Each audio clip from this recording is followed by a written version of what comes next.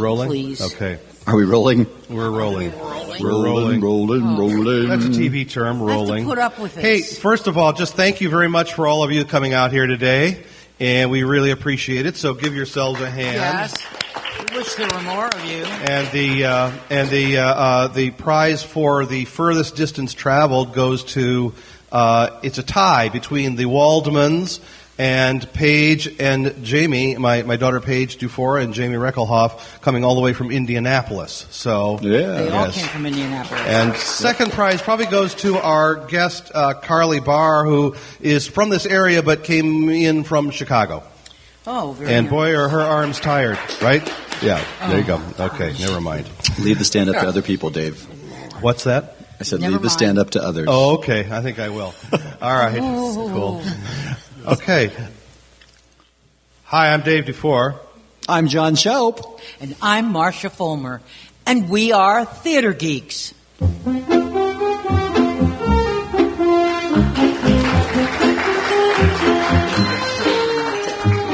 Hey there, welcome to Theater Geeks, the podcast about community theater and the performing arts. We're here live at the Bristol Opera House, and it is time for our, well, it's not really annual, it's sort of like whenever we decide to do it, episodes of I Know, our game show, and we like to do this in front of a live audience, and it's always great to be here in Bristol, and we'll be here for the next hour and a half in case you want to run down here. With me, of course, is Marcia and John. Hi. Rick Ellis is our quiz master for today for our games. Yay. Keeper of the bed. And Kevin Agelski is here for to be our MC on the games. Welcome, Kevin. Thank you very much. Thank you. Okay, and we're also being videotaped by Mr. Joe Pulaski over here, and so really a bandwagon video. Want to get that plug in, and so that's important as well. One of the reasons that we're doing this is because after several years of doing this podcast, we have finally hit 100 episodes, and that was kind of an interesting. Thank you very much. And We're not being attacked. there we go. We're not being attacked. Okay. Anyway, this is actually going to be, I believe, episode 106, because we hit episode 100 a couple of weeks ago, and we finally decided to make this a weekly podcast instead of bi-weekly. It took us 4 years to get to 100 episodes because we were only doing 26 episodes a year. See how that works, the math? Anyway, we'll probably hit 200 a lot more quickly if we keep doing it weekly. I don't think we realized that we would actually keep going this long. You could have fooled me. Yeah. So I remain silent. Not hard. oh, yeah, that's great. Let's see. We're going right into the games. I think we should. We should start the games. Mr. Kevin Agelski, we are going to play I Know, and we will have a special guest after that who I'll introduce in just a moment. But Kevin, take it away. Yes, the first game we're going to play is Bluff the Listener. Each one of our folks up here are distinguished geeks. Each has a story, and they're going to tell you the story, and the contestant who gets picked will choose the story that they believe is true. All right. So if someone wants to... Marsha, would you draw a ticket out of the box, out of the magic box? There. Oh. The see-through I didn't box. know we had one of those. Oh, jeez. Well, There we go. Okay. Oh, I have to read the number? Oh, my Lord. That's where you show your age. 181-9593.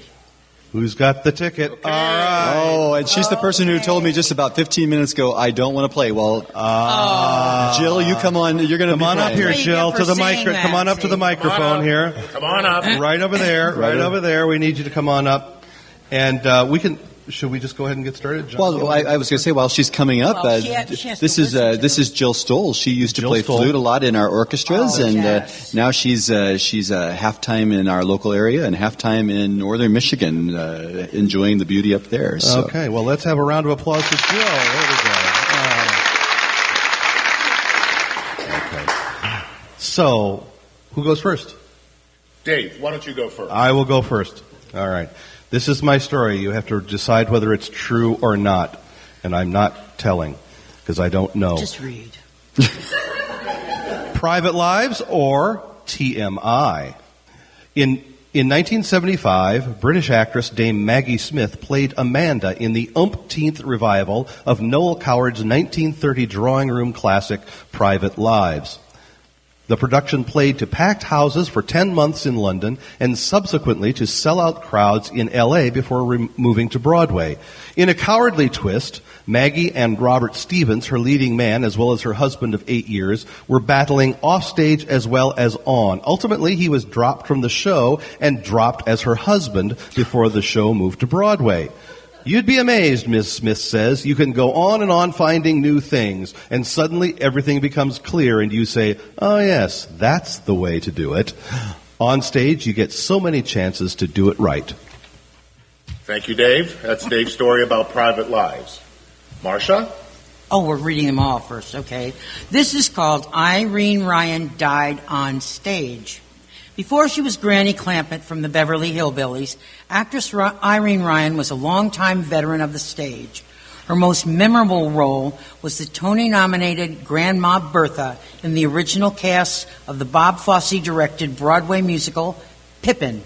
It became a nightly showstopper when she sang the number No Time at All, which mentions a man who calls me Granny.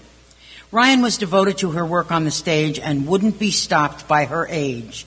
In March 1973, Ryan suffered a stroke on stage during a performance of Pippin. She was assisted backstage by another actor and subsequently passed away in the wings. The New York Times reported the following morning, Irene Ryan dies on stage. Okay, True or false? True or false. That's Marcia's story about Irene Ryan dying on stage. Right. And our last one is John Schaub. This is called My Homage to a Lot of Spam. In November 2000, Monty Python member John Cleese penned a satirical piece announcing the revocation of America's independence. The following letter was printed in the New York Times. London, 8th November 2000, to the citizens of the United States of America. Following your failure to elect either a half-decent candidate or man-monkey as president of the USA to govern yourselves, and, by extension, the free world, we hereby give notice of the revocation of your independence. Her Sovereign Majesty, Queen Elizabeth II, will resume a monarch's duties over all states, commonwealths, and other territories. To aid in the transition to a British Crown dependency, please comply with the following acts. 1. Look up revoke in a dictionary. 2. Learn at least the first 4 lines of God Save the Queen. 3. Start referring to soccer as football. 4. Declare war on Quebec. Tax collectors from Her Majesty's government will be with you shortly to ensure the acquisition of all revenues due, backdated to 1776. Thank you for your cooperation and have a nice day. John Cleese, Basil Faulty Towers, Torquay, Devon, England. Okay, and that's John's story about my homage to a lot of spam. While Jill is thinking, we need to tell her what her prize will be if she wins. Oh. Jill, your prize will be, hang on, let's see, we've got a special one here. You're going to get Peter Baker's voice on your home answering machine. On your home answering machine. Oh. And here's Peter Baker to talk about that. Hello, I'm Pete Baker. Welcome to Theatre Geeks Live at the Bristol Opera House. Today, someone in our audience will have a chance to play everyone's favorite test of theatrical knowledge. I know. And the winner will receive me. Well, actually, the winner receives a recording of me for his or her telephone answering machine. I'll be saying something no doubt exciting, such as, Judy's not at home. She's probably walking the dog, so please leave a message at the tone. Or, Fred had too many gin and tonics last night and can't get to the phone just now. Or, Susan's not available at the moment. If you are her ex-boyfriend, don't bother leaving a message because now I'm the fellow making her breakfast in bed. Anything you want, actually. And of course, I'll do it in my best BBC Points West style. Have a good time playing, and best of luck to all theatre geeks. Okay, Jill, there you go. Now that's what's on the line, and now your choice of stories which you believe is true, or Dave's story about Private Lives. We have Marcia's story about Irene Ryan dying on stage, or John's, an homage to a lot of spam. Which one do you believe is true? Well, I'm quite sure that John Cleese would be capable of such a thing, but I don't believe he did that. Okay. Well, then that one's out. I never really heard of Irene Ryan, and I'm not sure about that. Okay, well, then that one's out. So I'm going to go with the Maggie Smith story. That's it. Is that the true one? That is the true one. That is the true one. As you said, that is the true one. All right. All you need to do is stick around. I'll give you information to send me what you'd like Peter Baker to say on your answering machine. Keep it clean. And keep it clean. Actually, I don't think Peter cares one way or the other, so it can be whatever you like. Something about a flute. There we go. I think what's interesting is I always thought that Irene Ryan died backstage, but she had her stroke backstage too. She had her stroke on stage. She then went home to California and died 6 weeks later. Oh, okay. The mystery is I also thought this one was There true you go. too, so there you go. That's been going around on the internet since 2000. Okay. Oh, okay.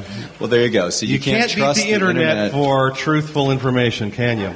Okay. Really? We have a special guest with us today, and it is in the person of Mr. Bob Walls. And Bob, welcome to Theater Geeks. Hey, Bob. Thank you, Dave. Hi.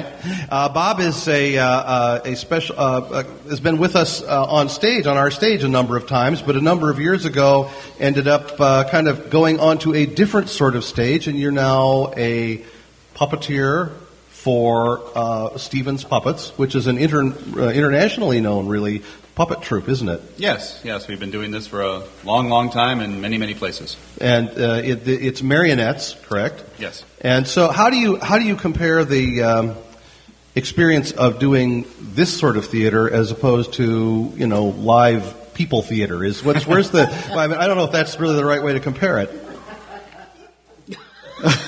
You tell me. I really God, I hate that. Really good. Well, from live people the game theater is to- not called Stump the Guest. So that's right. From live people theater to deadwood figure theater, I suppose. Yeah. We actually have our own stage that Mr. Martin Stevens designed and constructed and patented, I believe, many, many years ago. And it's about really no larger than the size of this table that we have all the equipment on.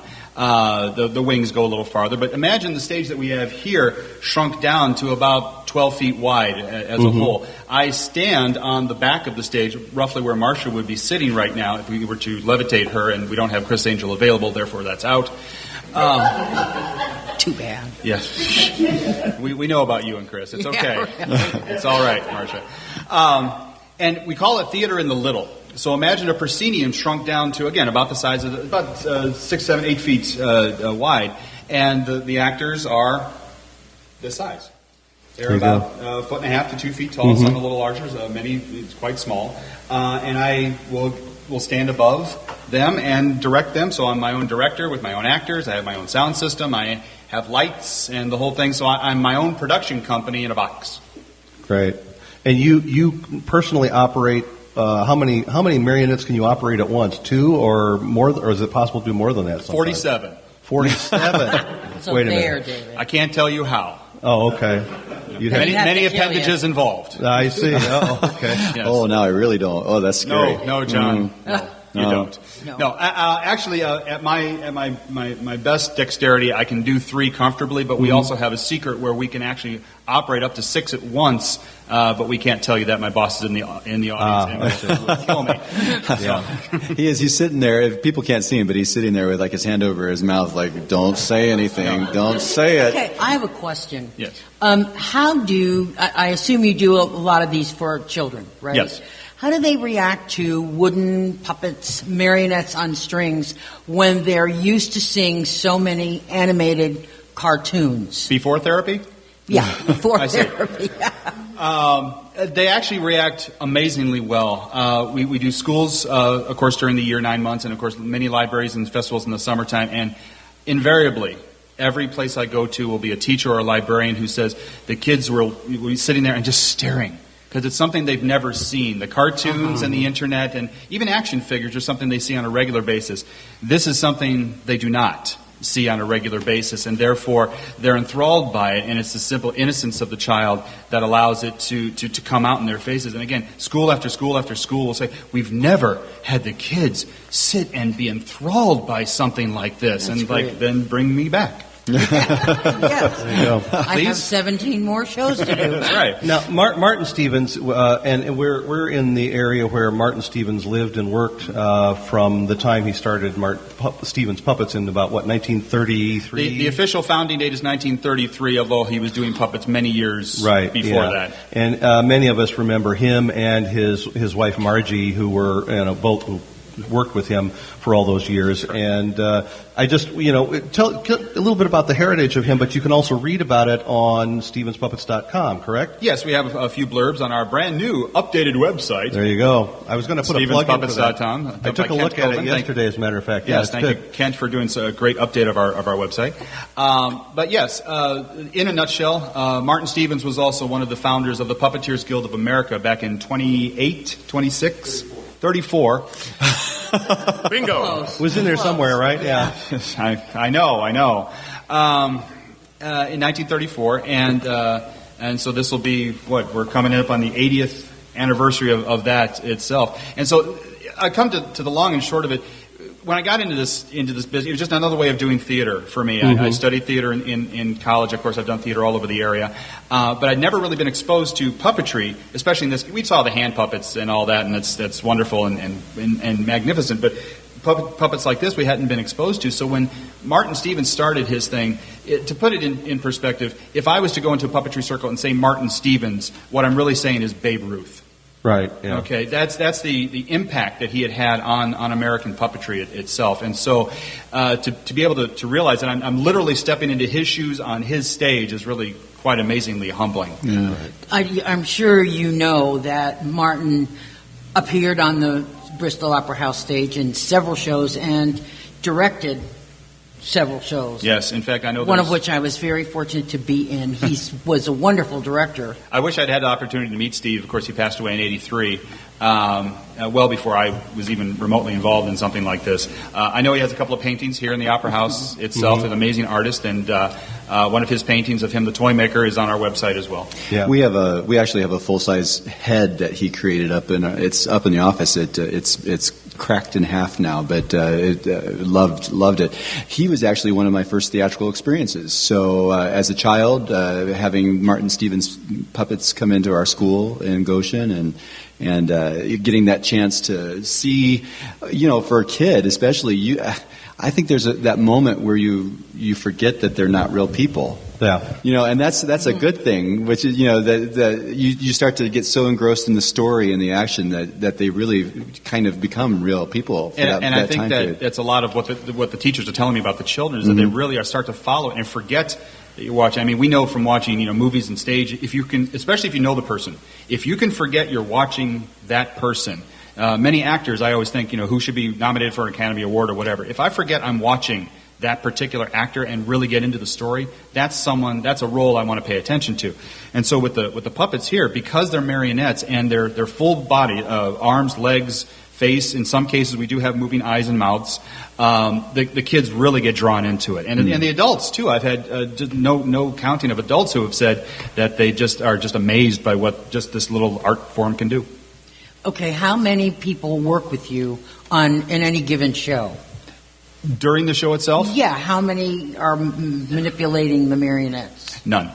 Just you? Just me. Me, myself, and I. We work in tandem. Okay. Wow. How many shows do you have available to go out? How many shows? We have 6 marionette shows that can go out at any given time. We also have an extra show called The Wonderful World of Puppets, which entails many different types of marionettes and hand puppets and Punch and Judy shows and that type of thing. So it's more of the history of puppets that we can pull out at any time. Okay. Do you make a lot of new puppets, or are some of these originals from Martin? They are all from Martin except for one show, Beauty and the Beast, which is our newest show, which was made by my boss's wife, Dan Raynor.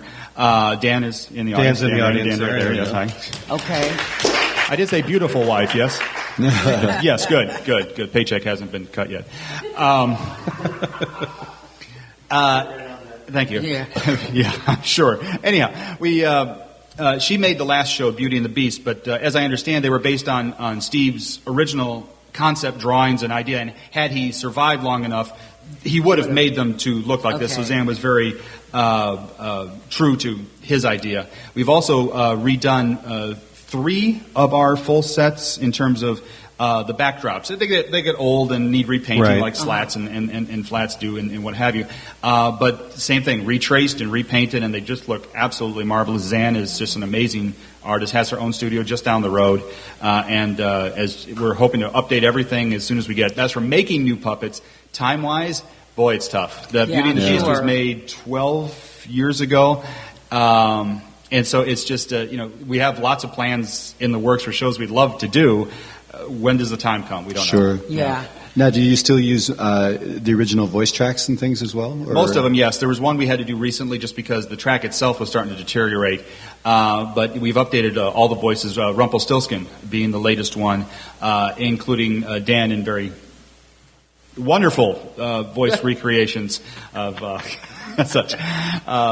I personally have not done one yet, but I'm looking to do soon. Well, that's great. What's your most popular one? Our most popular one, easily The Wizard of Oz. Okay. Is that what this one is from? Let me rephrase. Yes, we are doing The Wizard of Oz. Yes, we have the Wicked Witch here. We have the Tin Man down. We do. Let me restate that quickly. We also have one that's extremely popular, The Legend of Sleepy Hollow, but it's not a show that we tour year-round.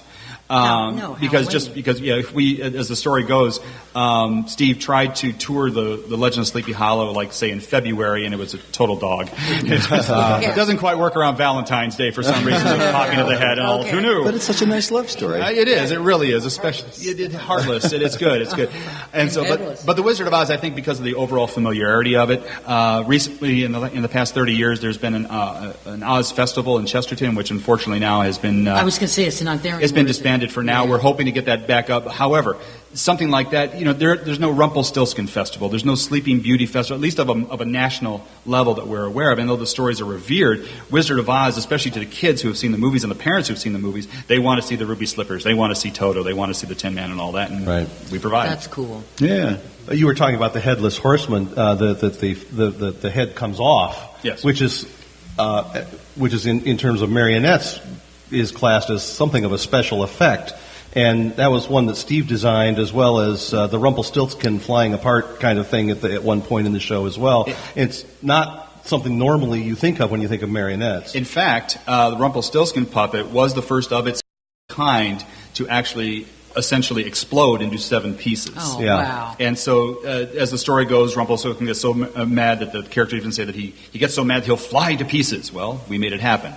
Yeah. And Steve did such an amazing job. And it was the first of its kind. It was something that no one had conceived of at the time, and it's just something that we were able to do. As for the Headless Horseman, same idea. It's just you don't dismantle a puppet in the middle of a show. No. But he did. Yeah, that's cool. He's that's amazing. Very cool. Yeah, he was a family friend of ours, and I'm glad the Sleepy Hollow show is still around, because I think that probably was the one that really spooked me as a kid, as a matter of fact. And he used to show previews of his newest shows at his home about once a year in the summertime, and so we got to see a lot of his plays at his house, which was something of a special effect in and of itself. Oh. Anybody? Unfortunately, I did not have the privilege of going to the Mousetrap workshop itself on Stone Lake there in Middlebury. Oh. But anybody who's a Middlebury native knows Steve, knew Steve, and as you said, went to the shows and all that. But it was a museum unto itself, and the workshop itself, and it's such a tragedy that it's gone now, and that it's so we lost so many stories in the fire that it's just it's what it is, but.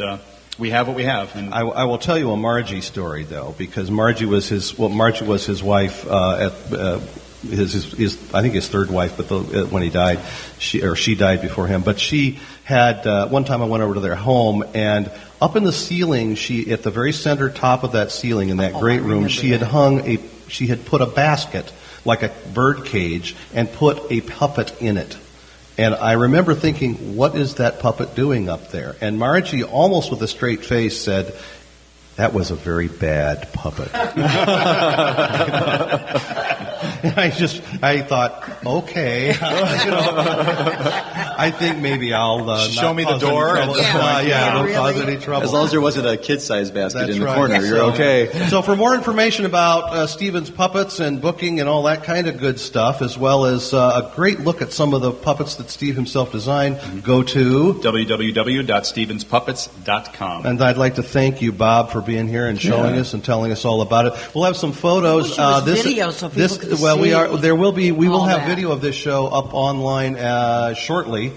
This episode is probably going to go up on audio in the next day or so, actually. So, Marsha, to answer your question quickly, we are working on, with the new website design, we are working on soon putting up some video clips. We're not exactly sure how that's going to handle yet, but it is in talks. We are working on it. And Good. So we will be able. We don't obviously want to put the whole show up or no one will hire me. I just That's think it's right. fascinating to watch you do that. Thank you. That's right. Yeah, they're great. Thanks a lot. Let's have a big hand for Bob Walsh. Thanks for coming in.